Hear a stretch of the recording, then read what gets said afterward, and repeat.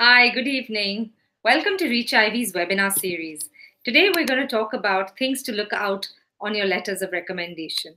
But before that, just a few things about ReachIvy. So ReachIvy is a premium education consultancy and that specializes in study abroad. We've got admits across the world from Harvard to LSE, MIT, Columbia, and so on. Our list of offerings includes essay, um, brainstorms, counseling, CV, college selection, and many more. Today, we're going to talk a little bit about the letters of recommendation, as I said. A little bit about me. I'm Aparna Maroo Jain, and I'm a senior counselor with ReachIvy. So I'm just going to start.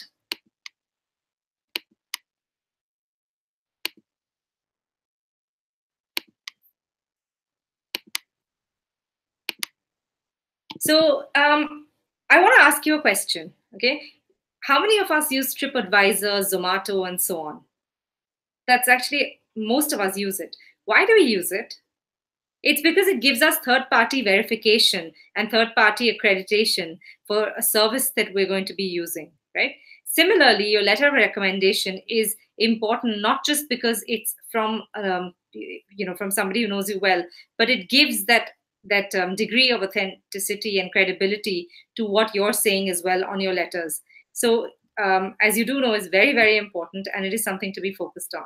Okay, so today we're going to talk about a few things to look for on your letters of recommendation. So broadly, we're going to talk about why they're so important. And you know they're important. So how do you prepare for these and what do you have to do for them? When do you need to do them? Who should you be asking? What do you want to include? What do you definitely not want to include? And also, so a lot of people say, well, my recommender is really nice and all of that, but I'm not sure if my recommender knows what to write about. So what brief to give your recommender? Okay. So why is it important? Well, if you look at your application form, whether you're doing an undergrad, an MBA, a master's, or anything, so you've got your, your undergrad score or your school, results, your test results, whether it's SAT, GMAT, GRE, whatever it is. Then you've got your essays, okay? But your LOR is really worth nearly 1/3 of your application because it is, it is incidents about you, it is character sort of assessment about you, which doesn't come anywhere else on your form. Okay, so your test scores will talk about how smart you are quantitatively, or in terms of like comprehension and things like that. And your essays will talk about life from your perspective. But your LORs essentially provide third-party endorsements of your character. So it tells people that, when in this situation, compared to your peers, this is how you responded to something. This is how you reacted to something and came out a winner, or this is how you took feedback and this is what how you did. Why is this so important? Well, it's important for a couple of reasons. Okay, so colleges know what you're going to be like in their classrooms, in the community, and they know how you've been in the past. Okay, so if that is any indicator of future success, that's something big to go on. So a question we get asked very, very commonly is, when should you prepare for this? Now, I'm guessing most of you are already in the middle of college applications, if you haven't finished round one already for your MBA, or if you're not already rushing to meet EA and ED deadlines for your undergrad. Okay, so you need to apply for this well in advance. Your recommenders are likely to be approached by several other people and are likely to be inundated with requests before you even know it. Okay, so make sure you time this well, okay, because timing really is a lot of things. Get in there, speak to them, and make sure you've got plenty of time, because the last thing you want is to have spent a month on your essays, but your recommender to spend a couple of hours on your recommendation, and if that, and there it goes. Okay, so you need to prepare for this well in advance. So if you're applying next month, you should have already made contact with your recommender, and you get the picture.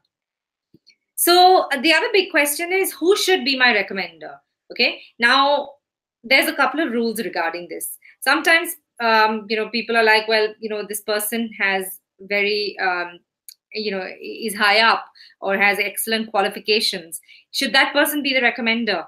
And the answer is no, absolutely not. The recommender needs to be somebody who can be who is going to be enthusiastic about recommending you. It needs to be somebody who can vouch for you. So really, it could be your school or college professors, somebody with whom you've worked with closely. Okay, it could be a work colleague, it could be a supervisor. Don't necessarily try and find a partner or director just because they're that high up. Make sure you find someone who can vouch for you and say, look, when we needed to do 2 all-nighters, this person was here doing, and they can talk about it in great detail. Okay, so that is very important. If you're running your own business, for example, and or you're part of a family business and you don't know what else to do, a client is usually a good person to go to, because again, it's from a third person's perspective. Okay, so a client or a vendor or just somebody with whom you built an external relationship, and get them to talk about it from that perspective. Okay, or just look at other stakeholders too. So if you've had a mentor who's been significant in helping you along the way, or it could be somebody you've worked with on a project that's been significant. So really, the key here is the rules you need to follow are: make sure it's someone who knows you well, and make sure it's someone that's going to say positive things about you. Okay, because it is important for all of this to come through. So how do you begin the process? I mean, of course, you've approached them, you've spoken to them, but it's not just that. Okay, you need to do your homework before you go to them.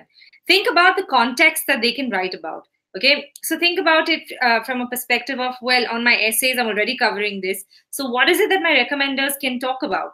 Okay, think of 2 or 3 stories that they've been a part of, and they can talk about in great detail and be able to say that, yes, this is what this person's done, and they can verify it. Okay, and in case this was a long time ago, or even if it was more recent, it always helps to send them a copy of your latest resume. The reasons for that are that it just helps for them to get a sense of how you're positioning yourself. Okay, so that when they're writing about you, they can help with that.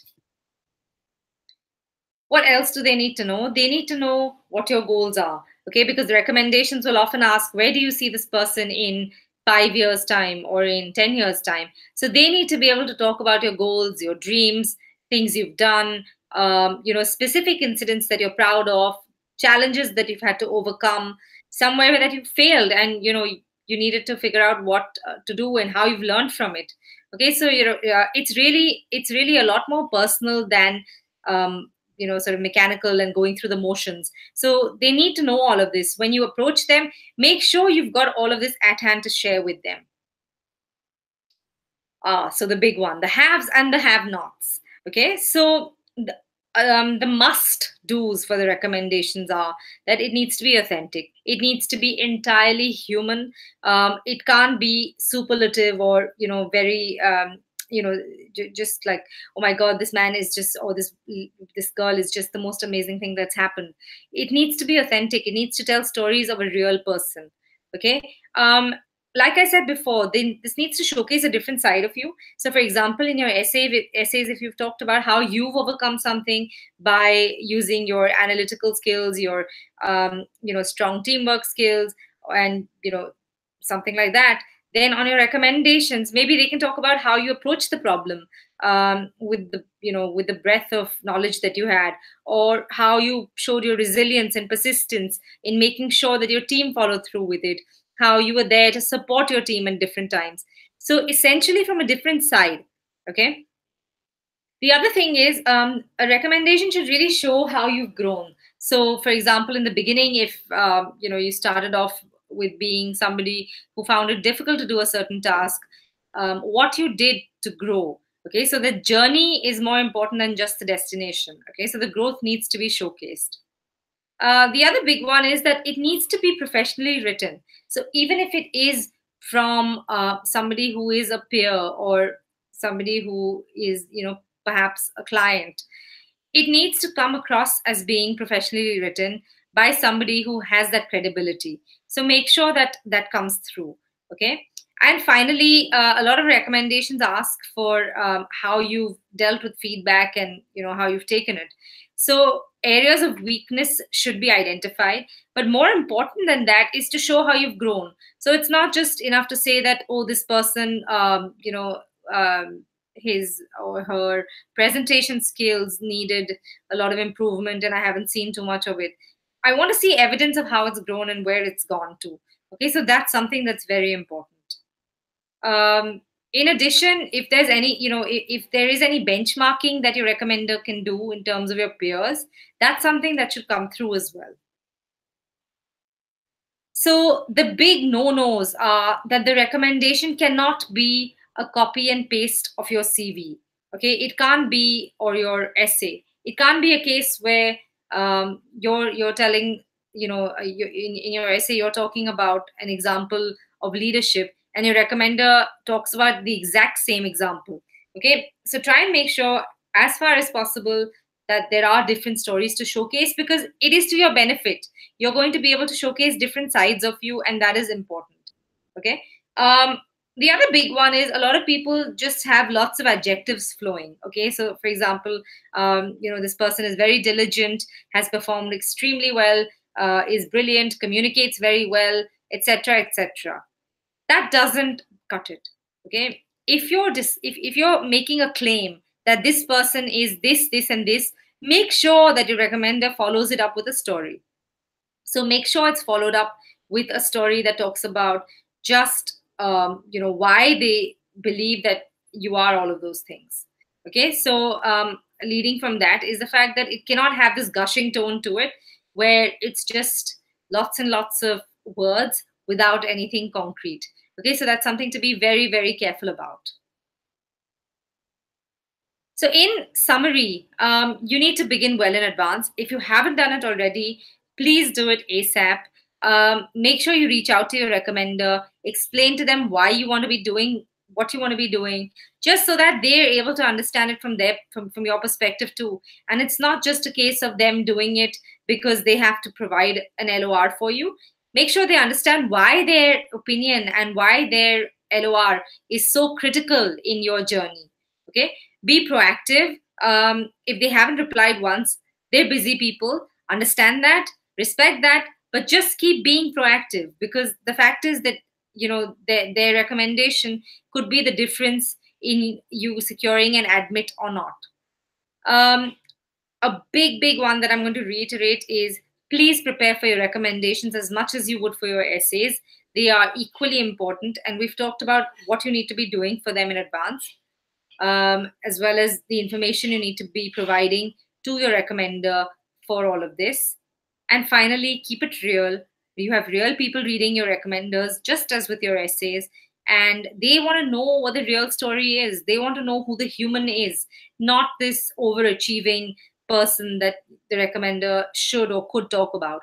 They want to know where the real struggle was, how this person achieved what they did, where did they get stuck, what problem solving skills they used, how do they how are they different to their teammates or to other people. And that's really the stories you want your recommenders to come out with. Okay, if you have any questions, I'm happy to take them at this point.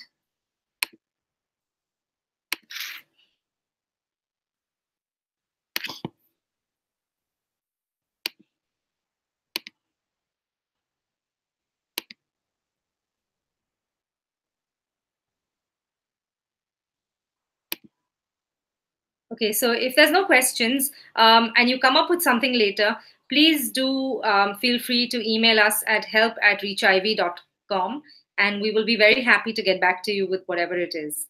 Thank you so much for watching.